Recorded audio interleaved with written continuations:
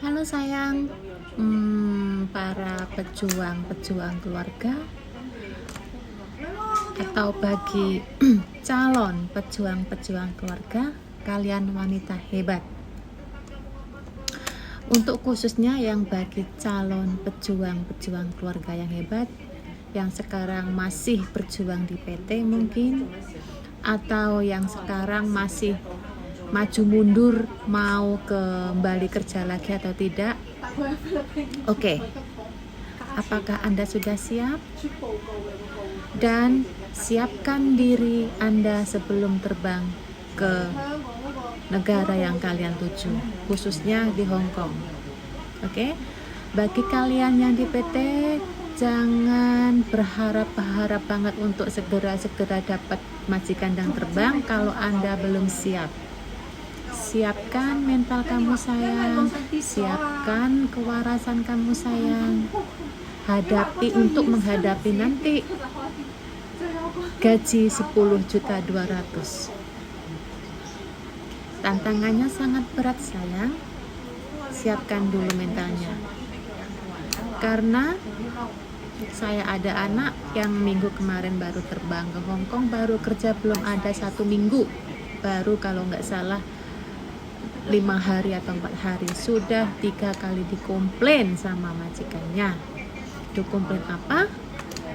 Pertama kali masuk majikan dikomplain dia masuk ke kamar mandi dan tidak dikunci pintunya, sehingga majikan masuk tereng lah.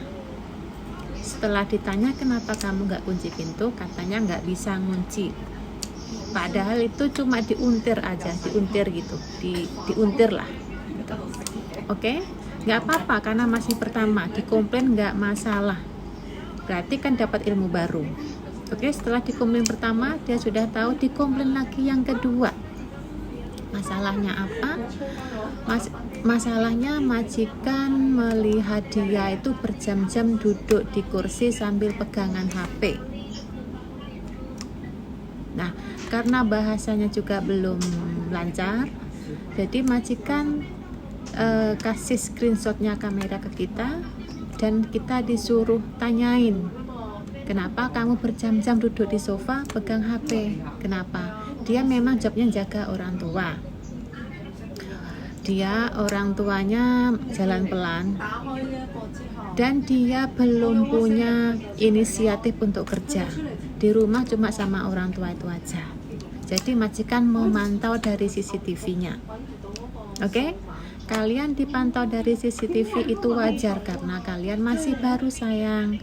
CCTV-nya banyak di sudut-sudut rumah, di sudut-sudut ruangan, itu wajar karena kalian orang baru. Kalian juga masih wajar kalau dicurigai. Gitu ya. Oke. Dikomplain berjam-jam duduk dan pegang HP. Setelah saya WhatsApp, dia pun nggak balas, tapi sudah dibaca tapi nggak balas, ya kan? Itu. Terus yang ketiga dikomplain lagi karena majikan sering melihat dia duduk berjam-jam pegang HP gitu. Akhirnya majikan punya inisiatif memberikan HP khusus untuk kerja. Jadi HP-nya sendiri tolong disimpan dulu, nanti waktu tidur boleh digunakan. Jadi waktu kerja dikasih majikan untuk khusus HP kerja, tapi dianya nggak mau, dengan alasan, dengan banyak excuse kenapa saya dikasih HP ini, kenapa saya tidak boleh berhubungan dengan teman-teman, kenapa saya tidak boleh berhubungan dengan keluarga di Indonesia. Masuk akal nggak sayang pertanyaan kamu? Kenapa kamu banyak excuse? Kamu masih baru loh. Oke, jadi tolong dipikir sendiri ya. Yang dikomplain lagi yang keempat, majikan laki-laki baik, sangat baik. Majikan perempuan, biasalah orang perempuan dimanapun sama, apalagi masih baru. Nah, akhirnya dia merasa majikan laki-laki lebih baik dari majikan perempuan. Dia minta libur hari Minggu ke majikan laki-laki. Of course majikan laki-laki bilang, oh iya nggak apa-apa lah, coba sih nanti saya akan bantu ngomong. Tapi ingat sayang, waktu kamu interview, pertama kali interview di PT, majikan sudah bilang ke kamu nanti liburnya hari biasa. Are you okay? Oke, no problem. Itu ada rekamannya semua, karena setiap kita interview dari PT itu kita rekam untuk membuktikan nanti perkataan kalian itu. Kalian sudah mengiyakan, tapi sampai sini baru kerja belum ada 1 minggu, kamu minta libur hari Minggu sayang, dengan alasan kalau hari biasa kamu katanya nggak ada teman. Ayo dipikir lagi, kalian kesini mau apain? Oke? Sudah berapa kali itu komplain? Ada 4 atau 5. Dan kalau kalian ngomongnya sama majikan laki-laki, of course lah sebagai istrinya dia pasti nggak suka. Kenapa nanyanya ke suaminya? Kenapa nanya nggak ke saya? Nah, ya mungkin kamu tahu kalau kamu tanya ke Dede, mungkin Dede nggak akan kasih. Tapi kamu juga harus tahu orang Hongkong itu ratunya adalah istrinya. Yang jadi ratu itu istrinya, bukan suaminya.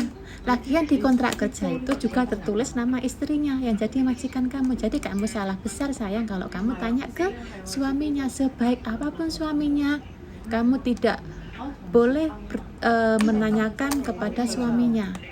Kamu harus tanya ke istrinya. Gitu ya. Ini saya bicara untuk anak yang pemula yang masih baru ya.